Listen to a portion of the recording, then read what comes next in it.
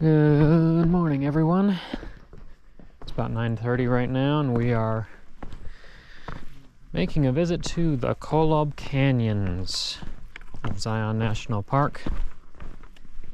It's warmer than I expected it would be up here right now already, but still relatively cool.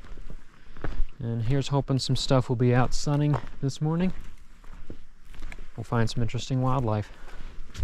And the first reptile, little surprise, is our sagebrush lizard, it looks like.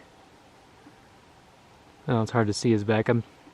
It's one of the two main scalopers around here, hanging out on the tree.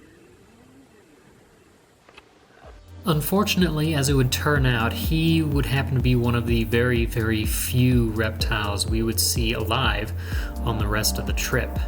However, Utah is no slouch, at least when it comes to wildflowers and landscapes. Kolob Canyons, of course, is one of the higher elevation sections of Zion National Park, and it is a beautiful place to simply sit and take in the scenery, if nothing else.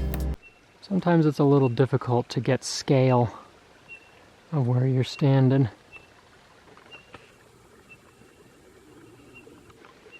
Those cliffs tower a good 1,200 feet up above us. It's beautiful and lush in here. If you're a fan of the dramatic landscape, this section of Utah is definitely the place to go.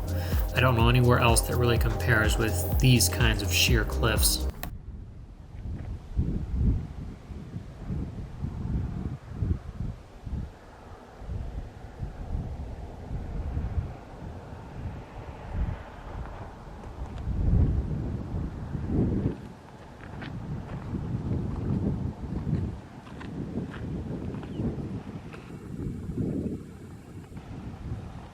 Now, for those who are feeling a little more adventurous, from the upper terrace view of Kolob Canyons here, you can actually look out, take trails up into other sections of the canyons, or simply look out towards the Hurricane Cliffs to the south, which are pretty well known among herpers as having decent populations of mountain kings, something that I must return to find eventually. But from here, though, me and my mother, who was with me, headed down to the other section of Zion, which is a place full of wildflowers, lots of people as well, usually, especially in summer, but even more incredible views. Deep inside the canyon of the Virgin River, way up there is the top. They got maidenhair ferns on the walls, and it keeps getting narrower. And here we are at the real beginning of the Narrows. Don't know how far we can go since can't drown the equipment, but still impressive from here. Unfortunately, this was as far as we could go at this time, roughly, because while it does get much narrower in the true Narrows up ahead, we could not get past the pool right up ahead of here that was roughly the depth of my chest, since camera gear and phones and such don't do well when they're drowned. So we turned back around, found another lizard within the canyons, and stopped to try and find the California condors that are sometimes seen within the kind of cathedral stop area before taking some time down near the river for a little bit. And we got mule deer in the canyon. A couple of them there.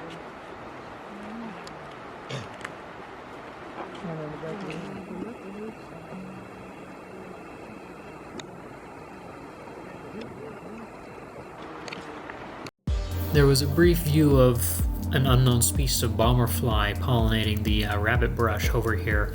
If anyone knows what species this is, please let me know, because I know nothing of insects generally. But after this, we attempted to try and do some road cruising that night to see if we could find anything.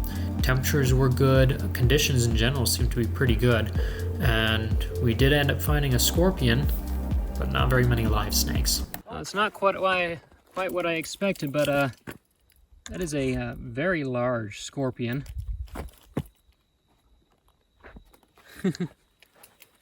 Who Seems to be able to be kind of stopped a little bit by the hook there.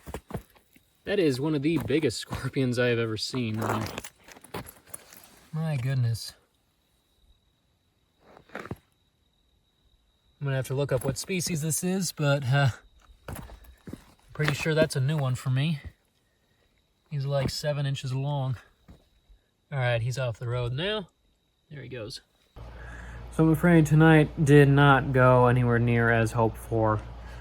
The last couple things we saw were snakes. Unfortunately, they were all roadkills, and the very last one was a young California king snake. So, kind of becoming convinced that the Mojave Desert region is a little cursed for me, and I need to figure out how to get that to break. But we're going to pick this up again tomorrow. We're visiting a couple other parts of national parks that you saw me visit last year, but we may be spending a little bit different time, a little different places in each of those parks this time, and hopefully picking up some interesting wildlife. Mostly out of range of some of the species I was targeting earlier, but we're back in range for some new species like the midget-faded rattlesnake tomorrow evening, so fingers crossed, things will go well for there. Morning, folks. Welcome to another day of sightseeing. We're starting off, we're heading up the east side of Zion National Park, looking at the false arch there.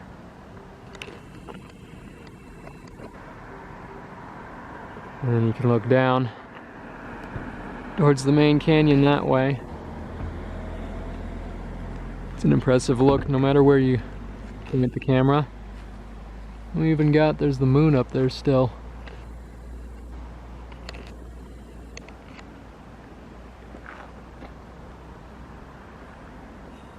Beautiful.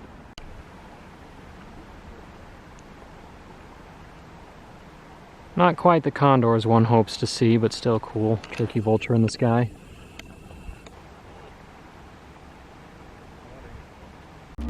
The upper portion of Zion, of course, is completely different from the lower canyon, composed of the high sandstone mesas and such that create a completely different texture and environment.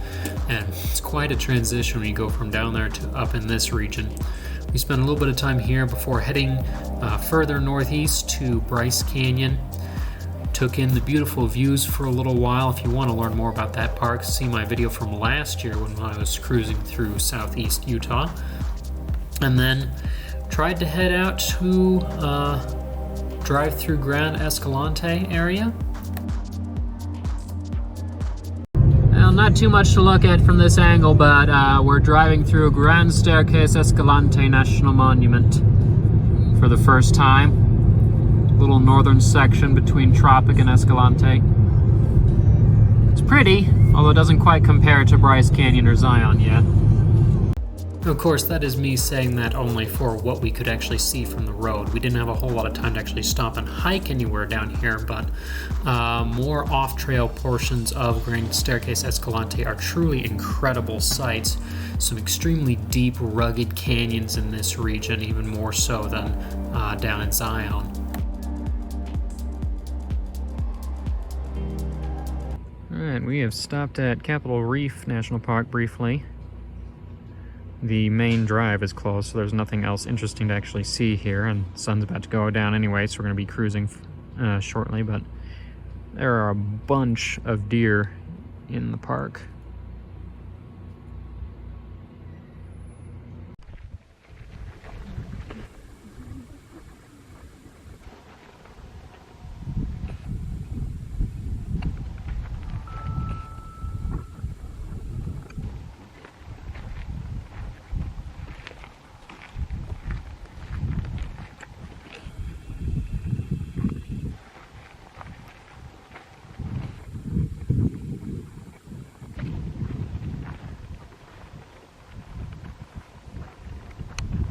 And this area, another park that go for the views, not so much for the wildlife. If you've never been, it's definitely a place that'll take your breath away. I'm particularly more a fan of Colorado Riverside than the Green Riverside. The Colorado seems to have cut much more jagged canyons than the Green River did, but everywhere is beautiful. Also, ended up taking a couple of short hikes to see some of the anthropologic stuff that has been left within the park as well. In Canyonlands National Park, and here we have ancient granaries. Storage buildings used by the Native Americans for food and other objects. And they've lasted through erosion for hundreds upon hundreds of years now, because the location was picked well and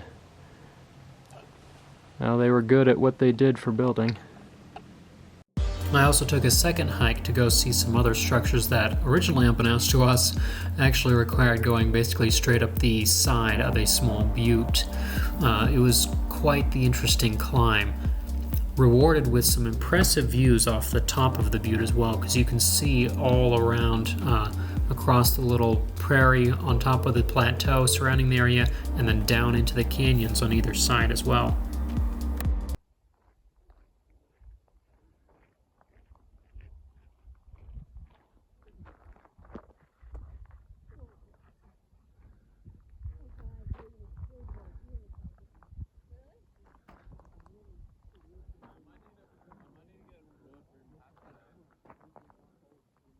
I will admit, in my own opinion, the views were a lot more worth it up here than the actual structures that the trail goes up to see, because these structures, possibly granaries or possibly outposts, a little less well built and a little less impressive to me than the granaries in the previous hike, but still beautiful. We then made one more brief stop to the Upheaval Dome, an area where tectonic shifts caused interesting fractures in the rock, before finishing out our day in Moab, and I found something else. Well, it's nothing new, but at least after almost 3 days we got a new snake. I am in the middle of Moab right now, in a little local park, and we've got ourselves a wandering garter. Kind of a dusty guy, matches with the dirt around here. Very long, skinny one. But hey, it's a snake. Pretty little beautiful one. Here's hoping tonight we'll bring out some more interesting things on the drive out, though. Nice to see some new faces, though. Alright, dude, bothered you long enough. There you go.